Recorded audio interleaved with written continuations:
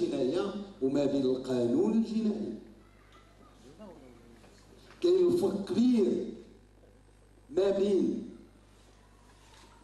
ترسيم الأمازيغية وما بين الاعتراف بالأمازيغية. نحن بحاجة في نازلة الأمازيغية إلى الاثنين معا، إلى الاعتراف العملي بأمازيغية الشعب المغربي وإلى الإقرار القانوني التطبيقي لهذا الاعتراف. إذن السي حضرت لنا هذاك القانون ولو نكونوا في المعارضة خصو يرجع، لا ناضي يدوز، ولا ماشي لكنا ولو نكونوا في المعارضة هو وقوانين أخرى ما غاديش يدوزوا، يتخضعوا للحوار أولا الوطني، وثانيا باش نديروا كما درنا التوافق في هذه النقطة في الدستور، لأن حتى في الدستور نقطة الأمازيغية السي حميد ما عمرني شفت شي صيغة في العالم خذوا العالم بأسره فين كيتذكروا على اللغة الرسمية وشوفوا الصيغة باش جات في الدستور المغربي، وشوفوا الدساتير العالم، شوفوا الدساتير العالم أي دولة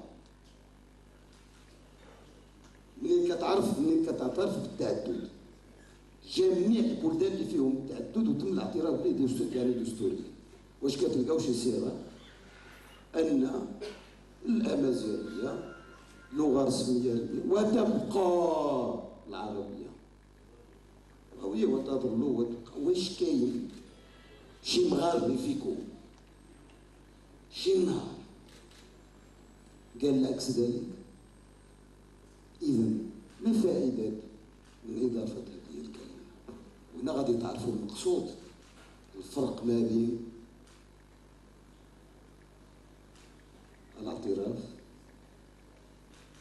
أولا وما بين ثانيا صياغة قانون تطبيق الاعتراف، لأن الدستور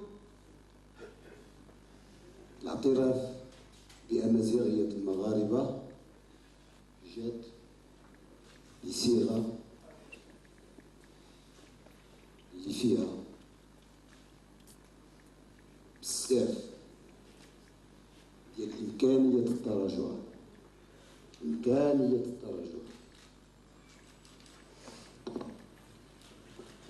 ندوزو المحور الأخير، المحور الدبلوماسي. نفس الشغف يعني في هذه النقطة اللي نشطها الأستاذ حميد عصيب، ولكن خصنا لابد ندوزو للمحور الدبلوماسي.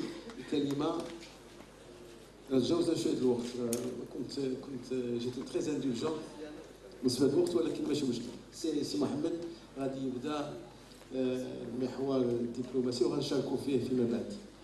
تفضل سي محمد، محور الدبلوماسي.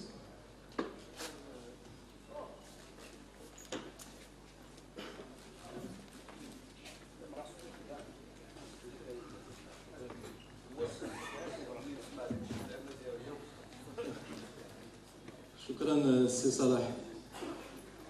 On va parler du quatrième thème, qui est celui de la diplomatie.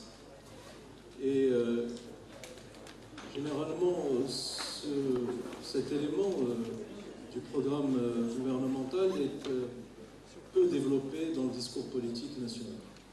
D'ailleurs, nous avons reçu cette semaine un leader d'un parti politique à qui nous avons posé un certain nombre de questions en termes de vision du parti dans la diplomatie, la politique étrangère, et il nous a dit « Khaliouna ftazan ».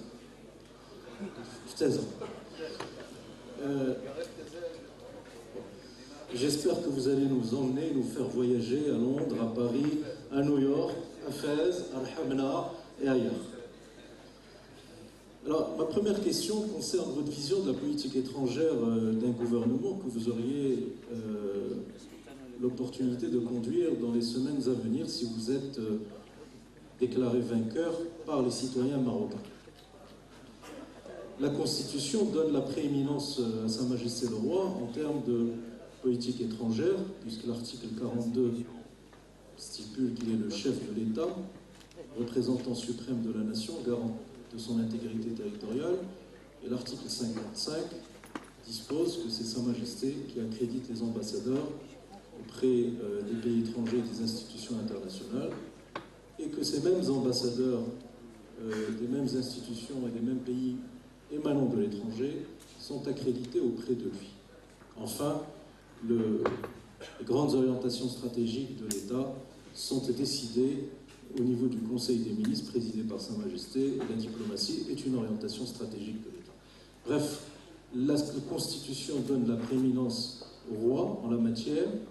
Est-ce que vous êtes, vous, au sein du Parti Authenticité et Modernité, dans une lecture, j'allais dire, stricto sensu et littérale de la Constitution, et vous concevez votre action en termes de politique étrangère dans la mise en œuvre exclusivement, ou est-ce que vous avez une interprétation plus extensive des dispositions constitutionnelles, et aurez-vous, dans ce cas-là, des propositions à faire à Sa Majesté dans la définition de la politique étrangère du Maroc, pas simplement évidemment dans le dossier principal qui est celui d'intégrité territoriale, la défense du Sahara marocain, mais sur tous les dossiers de géostratégie mondiale, les relations avec l'Union européenne, le conflit au Proche-Orient, la gestion des flux migratoires, le risque terroriste dans la bande sahélo-saharienne, etc. Est-ce que votre parti a des idées et des propositions à faire en la matière ?